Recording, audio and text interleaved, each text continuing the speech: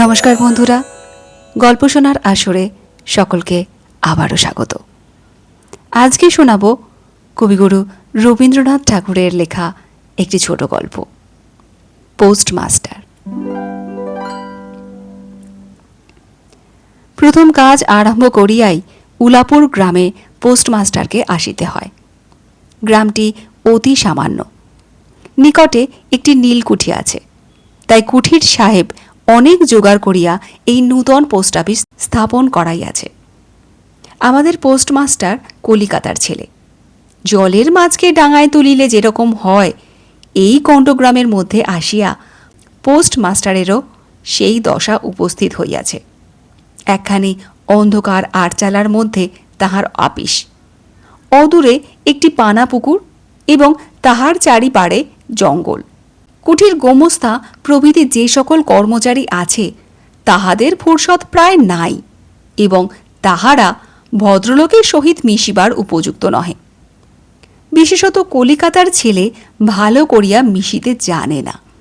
অপরিচিত স্থানে গেলে হয় উদ্ধত নয় অপ্রতিভ হইয়া থাকে। এই কারণে স্থানীয় লোকের সহিত তাহার মেলামেশা হইয়া ওঠে না। অথচ হাতে কাজ অধিক নাই। কখনো কখনো দুটো একটা কবিতা লিখিতে চেষ্টা করেন। তাহাতে এমন ভাব ব্যক্ত করিয়াছেন যে সমস্ত দিন তরুপল্লবের কম্পন এবং আকাশের মেঘ দেখিয়া জীবন বড় সুখে কাটিয়া যায়। কিন্তু অন্তর্যামী জানেন, যদি আরব্য উপন্যাসের কোনো দৈত্য আসিয়া এক রাত্রের মধ্যে এই শাখা পল্লব সমেত সমস্ত গাছগুলা কাটিয়া পাকা রাস্তা বানাইয়া দেয় এবং সারি সারি অট্টালিকা আকাশের মেঘকে দৃষ্টিপথ হইতে রুদ্ধ করিয়া রাখে, তাহা হইলে এই আধমরা ভদ্র সন্তানটি পুনশ্চ নবজীবন লাভ করিতে পারে। পোস্টমাস্টারের বেতন অতি সামান্য, নিজে রাঁধিয়া খাইতে হয় এবং গ্রামের একটি পিতৃমাতৃহীন অনাথা বালিকা তাহার কাজকর্ম করিয়া দেয়। চারিটি খাইতে পায়। মেয়েটির নাম রতন, বয়স 12-13। বিবাহের বিশেষ সম্ভাবনা দেখা যায় না। সন্ধ্যার সময় যখন গ্রামের গোয়ালঘর হইতে ধূমকুণ্ডলায়িত হইয়া উঠিত, ঝোপে ঝোপে ঝিল্লি ডাকিত, দূরে গ্রামের নেশাখোর বাউলের দল খোল করতাল বাজাইয়া উচ্চৈস্বরে গান জুড়িয়া দিত, যখন অন্ধকার দাওয়ায় একলা বসিয়া গাছের কম্পন দেখিলে কবি হৃদয়ে ঈষৎ হৃৎকম্প উপস্থিত হইত, তখন ঘরের কোণে একটি ক্ষীণ শিখা প্রদীপ জ্বালিয়া পোস্টমাস্টার ডাকিতেন, রতন। রতন দ্বারে বসিয়া এই ডাকের জন্য অপেক্ষা করিয়া থাকিত, কিন্তু এক ডাকে ঘরে আসিত না। বলিত, কি গা বাবু, কেন ডাকছ? পোস্টমাস্টার বলিতেন, তুই কি করছিস? এখনই চুলো ধরাতে যেতে হবে হেঁসেলের। তোর হেঁসেলের কাজ পরে হবে, এখন একবার তামাকটা সেজে দে তো। অনতি বিলম্বে দুটি গাল ফুলাইয়া কলিকায় ফুঁ দিতে দিতে রতনের প্রবেশ। হাত হইতে কলিকাটা লইয়া পোস্টমাস্টার ফস করিয়া জিজ্ঞাসা করেন, আচ্ছা রতন, তোর মাকে মনে পড়ে? সে অনেক কথা, কতক মনে পড়ে, কতক মনে পড়ে না। মায়ের চেয়ে বাপ তাহাকে বেশি ভালোবাসিত। বাপকে অল্প অল্প মনে আছে। পরিশ্রম করিয়া বাপ সন্ধ্যাবেলায় ঘরে ফিরিয়া আসিত।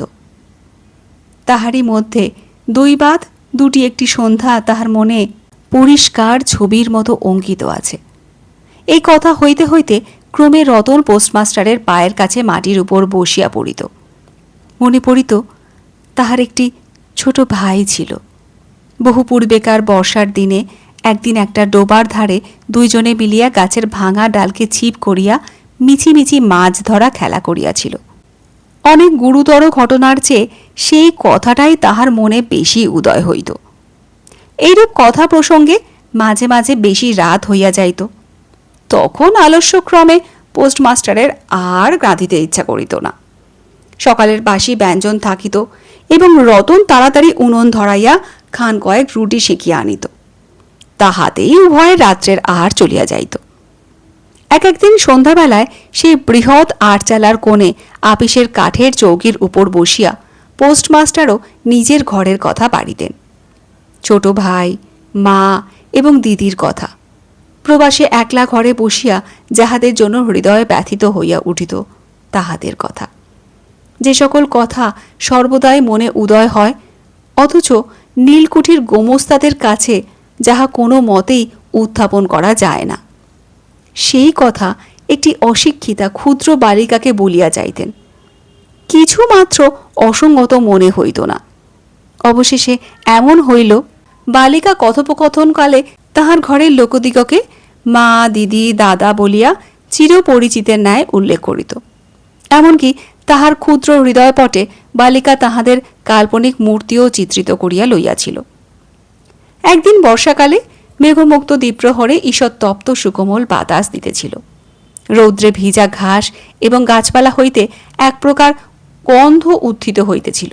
মনে হইতেছিল যেন ক্লান্ত ধরণীর উষ্ণ নিঃশ্বাস গায়ের উপরে আসিয়া লাগিতেছে, এবং কোথাকার এক নাছোড়বান্দা পাখি তাহার একটানা সুরের নালিশ সমস্ত দুপুরবেলা প্রকৃতির দরবারে অত্যন্ত করুণ স্বরে বারবার আবৃত্তি করিতেছিল।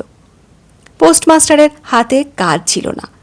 সেদিনকার বৃষ্টি ধৌত মসৃণ চিক্কণ তরুপল্লবের হিল্লোল এবং পরাভূত বর্ষার ভগ্নাবশিষ্ট রৌদ্র শুভ্র স্তূপাকার মেঘস্তর বাস্তবিকই দেখিবার বিষয় ছিল। পোস্টমাস্টার তাহা দেখিতেছিলেন এবং ভাবিতেছিলেন। এই সময় কাছে একটি কেহ নিতান্ত আপনার লোক থাকিত, হৃদয়ের সহিত একান্ত সংলগ্ন একটি স্নেহপুত্তলী মানব মূর্তি। ক্রমে মনে হইতে লাগিল সেই পাখি ওই কথাই বারবার বলিতেছে, এবং এই জনহীন তরুচ্ছায়া নিমগ্ন মধ্যাহ্নের পল্লব মর্মরের অর্থ কতকটা ওইরূপ। কেহ বিশ্বাস করে না এবং জানিতেও পায় না, কিন্তু ছোট পল্লীর সামান্য বেতনের সাব পোস্টমাস্টারের মনে গভীর নিস্তব্ধ মধ্যাহ্নে দীর্ঘ ছুটির দিনে এইরূপ একটা ভাবের উদয় হইয়া থাকে। পোস্টমাস্টার একটা দীর্ঘ নিঃশ্বাস ফেলিয়া ডাকিলেন, রতন। রতন তখন পেয়ারা তলায় পা ছড়াইয়া দিয়া কাঁচা পেয়ারা খাইতেছিল। প্রভুর কণ্ঠস্বর শুনিয়া অবিলম্বে ছুটিয়া আসিল। হাঁপাইতে হাঁপাইতে বলিল, দাদা বাবু, ডাকছ? পোস্টমাস্টার বলিলেন, তোকে আমি একটু একটু করে পড়তে শেখাবো বলিয়া সমস্ত দুপুরবেলা তাহাকে লইয়া স্বরে অ স্বরে আ করিলেন, এবং এইরূপে অল্প দিনেই যুক্ত অক্ষর উত্তীর্ণ হইলেন। শ্রাবণ মাসে বর্ষণের আর অন্ত নাই। খাল, বিল, নালা জলে ভরিয়া উঠিল। অহর্নিশি ভেকের ডাক এবং বৃষ্টির শব্দ। গ্রামের রাস্তায় চলাচল প্রায় এক প্রকার বন্ধ। নৌকায় করিয়া হাটে যাইতে হয়। একদিন প্রাতঃকাল হইতে খুব বাদলা করিয়াছে। পোস্টমাস্টারের ছাত্রীটি অনেকক্ষণ দ্বারের কাছে অপেক্ষা করিয়া বসিয়াছিল, কিন্তু অন্য দিনের মতো যথাসাধ্য নিয়মিত ডাক শুনিতে না পাইয়া আপনি খুঙ্গি পুঁথি লইয়া ধীরে ধীরে ঘরের মধ্যে প্রবেশ করিল। দেখিল পোস্টমাস্টার তাহার খাটিয়ার উপর শুইয়া আছেন। বিশ্রাম করিতেছেন মনে করিয়া অতি নিঃশব্দে পুনশ্চ ঘর হইতে বাহিরে যাইবার উপক্রম করিল। সহসা শুনিল, রতন। তাড়াতাড়ি ফিরিয়া গিয়া বলিল, দাদাবাবু, ঘুমোচ্ছিলে? পোস্টমাস্টার কাতর স্বরে বলিলেন, শরীরটা ভালো বোধ হচ্ছে না, দেখ তো আমার কপালে হাত দিয়ে। এই নিতান্ত নিঃসঙ্গ প্রবাসে ঘন বর্ষায় রোগকাতর শরীরে একটুখানি সেবা পাইতে ইচ্ছা করে। তপ্ত ললাটের উপর শাখা পড়া কোমল হস্তের স্পর্শ মনে পড়ে। এই ঘোর প্রবাসে রোগ যন্ত্রণায় স্নেহময়ী নারী রূপে জননী ও দিদি পাশে বসিয়া আছেন, এই কথা মনে করিতে ইচ্ছা করে, এবং এই স্থলে প্রবাসীর মনের অভিলাষ ব্যর্থ হইল না। বালিকা রতন আর বালিকা রহিল না। সেই মুহূর্তেই সে জননীর পদ অধিকার করিয়া বসিল। বৈদ্য ডাকিয়া আনিল, যথাসময় বটিকা খাওয়াইল। সারা রাত্রি শিয়রে জাগিয়া রহিল। আপনি পথ্য রাঁধিয়া দিল এবং শতবার করিয়া জিজ্ঞাসা করিল, হ্যাঁ গো দাদা বাবু, একটুখানি ভালো বোধ হচ্ছে কি? বহুদিন পরে পোস্টমাস্টার ক্ষীণ শরীরে রোগশয্যা ত্যাগ করিয়া উঠিলেন। মনে স্থির করিলেন আর নয়, এখান হইতে কোনো মতে বদলি হইতে হইবে। স্থানীয় অস্বাস্থ্যের উল্লেখ করিয়া তৎক্ষণাৎ কলিকাতায় কর্তৃপক্ষদের নিকট বদলি হইবার জন্য দরখাস্ত করিলেন। রোগসেবা হইতে নিষ্কৃতি পাইয়া রতন দ্বারের বাহিরে আবার তাহার স্বস্থান অধিকার করিল, কিন্তু পূর্ববৎ আর তাহাকে ডাক পড়ে না। মাঝে মাঝে উঁকি মারিয়া দেখে পোস্টমাস্টার অত্যন্ত অন্যমনস্কভাবে চৌকিতে বসিয়া অথবা খাটিয়ায় শুইয়া আছেন। রতন যখন আহ্বান প্রত্যাশা করিয়া বসিয়া আছে, তিনি তখন অধীর চিত্তে তাহার দরখাস্তের উত্তর প্রতীক্ষা করিতেছেন। বালিকা দ্বারের বাহিরে বসিয়া সহস্রবার করিয়া তাহার পুরানো পড়া পড়িল, পাছে যেদিন সহসা ডাক পড়িবে সেদিন তাহার যুক্ত অক্ষর সমস্ত গোলমাল হইয়া যায়, এই তাহার একটা আশঙ্কা ছিল। অবশেষে সপ্তাহখানেক পরে একদিন সন্ধ্যাবেলায় ডাক পড়িল।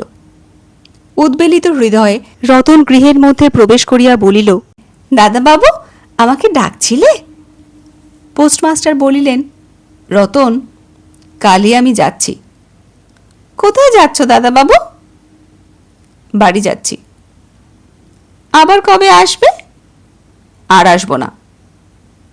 রতন আর কোনো কথা জিজ্ঞাসা করিল না। পোস্টমাস্টার আপনিই তাহাকে বলিলেন, তিনি বদলির জন্য দরখাস্ত করিয়াছিলেন, দরখাস্ত নামঞ্জুর হইয়াছে, তাই তিনি কাজে জবাব দিয়া বাড়ি যাইতেছেন। অনেকক্ষণ আর কেহ কোনো কথা কহিল না। মিটমিট করিয়া প্রদীপ জ্বলিতে লাগিল এবং এক স্থানে ঘরের জীর্ণ চাল ভেদ করিয়া একটি মাটির সরার উপর টপ টপ করিয়া বৃষ্টির জল পড়িতে লাগিল। কিছুক্ষণ পরে রতন আস্তে আস্তে উঠিয়া রান্নাঘরে রুটি করিতে গেল। অন্য দিনের মতো তেমন চটপট হইল না। বোধ করি মধ্যে মধ্যে মাথায় অনেক ভাবনা উদয় হইয়াছিল। পোস্টমাস্টারের আহার সমাপ্ত হইলে পর বালিকা তাহাকে জিজ্ঞাসা করিল, দাদাবাবু, আমাকে তোমাদের বাড়ি নিয়ে যাবে? পোস্টমাস্টার হাসিয়া কহিলেন, সে কি করে হবে? ব্যাপারটা যে কি কি কারণে অসম্ভব তাহা বালিকাকে বুঝানো আবশ্যক বোধ করিলেন না। সমস্ত রাত্রি স্বপ্নে এবং জাগরণে বালিকার কানে পোস্টমাস্টারের হাস্যধ্বনির কণ্ঠস্বর বাজিতে লাগিল। সে কি করে হবে? ভোরে উঠিয়া পোস্টমাস্টার দেখিলেন তাহার স্নানের জল ঠিক আছে। কলিকাতার অভ্যাস অনুসারে তিনি তোলা জলে স্নান করিতেন। কখন তিনি যাত্রা করিবেন সে কথা বালিকা কি কারণে জিজ্ঞাসা করিতে পারে নাই। পাছে প্রাতঃকালে আবশ্যক হয়, এই জন্য রতন তত রাত্রে নদী হইতে তাহার স্নানের জল তুলিয়া আনিয়াছিল। স্নান সমাপন হইলে রতনের ডাক পড়িল। রতন নিঃশব্দে গৃহে প্রবেশ করিল এবং আদেশ প্রতীক্ষায় একবার নীরবে প্রভুর মুখের দিকে চাহিল। প্রভু কহিলেন, রতন, আমার জায়গায় যে লোকটি আসবেন তাকে বলে দিয়ে যাব। তিনি তোকে আমারই মতন যত্ন করবেন। আমি যাচ্ছি বলে তোকে কিছু ভাবতে হবে না। এই কথাগুলি যে অত্যন্ত স্নেহগর্ভ এবং দয়াদ্র হৃদয় হইতে উত্থিত সে বিষয়ে কোনো সন্দেহ নাই, কিন্তু নারীর হৃদয় কে বুঝিবে? রতন অনেক দিন প্রভুর অনেক তিরস্কার নীরবে সহ্য করিয়াছে, কিন্তু এই নরম কথা সহিতে পারিল না। একেবারে উচ্ছ্বসিত হৃদয়ে কাঁদিয়া উঠিয়া কহিল, না না, তোমার কাউকে কিছু বলতে হবে না, আমি থাকতে চাই নে। পোস্টমাস্টার রতনের এরূপ ব্যবহার কখনো দেখেন নাই, তাই অবাক হইয়া রহিলেন। নূতন পোস্টমাস্টার আসিল, তাহাকে সমস্ত চার্জ বুঝাইয়া দিয়া পুরাতন পোস্টমাস্টার গমনোন্মুখ হইলেন। যাইবার সময় রতনকে ডাকিয়া বলিলেন, রতন, তোকে আমি কখনো কিছু দিতে পারিনি, আজ যাওয়ার সময় তোকে কিছু দিয়ে গেলুম, এতে তোর 3 কয়েক চলবে। কিছু পথ খরচা বাদে তাহার বেতনের যত টাকা পাইয়াছিলেন পকেট হইতে বাহির করিলেন। তখন রতন ধুলায় পড়িয়া তাহার পা জড়াইয়া ধরিয়া কহিল, দাদাবাবু, তোমার 2টি পায়ে পড়ি, তোমার 2টি পায়ে পড়ি, আমাকে কিছু দিতে হবে না। তোমার 2টি পায়ে পড়ি, আমার জন্যে কাউকে কিচ্ছু ভাবতে হবে না। বলিয়া এক দৌড়ে সেখান হইতে পলাইয়া গেল। ভূতপূর্ব পোস্টমাস্টার নিঃশ্বাস ফেলিয়া হাতে কার্পেটের ব্যাগ ঝুলাইয়া, কাঁধে ছাতা লইয়া, মুটের মাথায় নীল ও শ্বেত রেখায় চিত্রিত টিনের পেঁটরা তুলিয়া ধীরে ধীরে নৌকাভিমুখে চলিলেন। যখন নৌকায় উঠিলেন এবং নৌকা ছাড়িয়া দিল, বর্ষা বিস্ফারিত নদী ধরনের উচ্ছ্বলিত অশ্রুরাশির মতো চারিদিকে ছলছল করিতে লাগিল। তখন হৃদয়ের মধ্যে অত্যন্ত একটা বেদনা অনুভব করিতে লাগিলেন। একটি সামান্য গ্রাম্য বালিকার করুণ মুখচ্ছবি যেন এক বিশ্বব্যাপী বৃহৎ অব্যক্ত মর্মব্যথা প্রকাশ করিতে লাগিল। একবার নিতান্ত ইচ্ছা হইল ফিরিয়া যাই, জগতের ক্রোড় বিচ্যুত সেই অনাথিনীকে সঙ্গে করিয়া লইয়া আসি। কিন্তু তখন পালে বাতাস পাইয়াছে, বর্ষার স্রোত খরতর বেগে বহিতেছে। গ্রাম অতিক্রম করিয়া নদীকূলের শ্মশান দেখা দিয়াছে এবং নদী প্রবাহে ভাসমান পথিকের উদাস হৃদয়ে এই তত্ত্বের উদয় হইল, জীবনে এমন কত বিচ্ছেদ, কত মৃত্যু আছে, ফিরিয়া ফল কি, পৃথিবীতে কে কাহার। কিন্তু রতনের মনে কোনো তত্ত্বের উদয় হইল না। সে সেই পোস্ট অফিস গৃহের চারিদিকে কেবল অশ্রুজলে ভাসিয়া ঘুরিয়া ঘুরিয়া বেড়াইতেছিল। বোধ করি তাহার মনে ক্ষীণ আশা জাগিতেছিল, দাদাবাবু যদি ফিরিয়া আসে। সেই বন্ধনে পড়িয়া কিছুতেই দূরে যাইতে পারিতেছিল না। হায় বুদ্ধিহীন মানব হৃদয়! ভ্রান্তি কিছুতেই ঘোচে না। যুক্তিশাস্ত্রের বিধান বহু বিলম্বে মাথায় প্রবেশ করে। প্রবল প্রমাণকেও অবিশ্বাস করিয়া মিথ্যা আশাকে দুই বাহু পাশে বাঁধিয়া বুকের ভিতরে প্রাণপণে জড়াইয়া ধরা যায়। অবশেষে একদিন সমস্ত নাড়ি কাটিয়া হৃদয়ের রক্ত শুষিয়া সে পলায়ন করে। তখন চেতনা হয় এবং দ্বিতীয় ভ্রান্তি পাশে পড়িবার জন্য চিত্ত ব্যাকুল হইয়া ওঠে।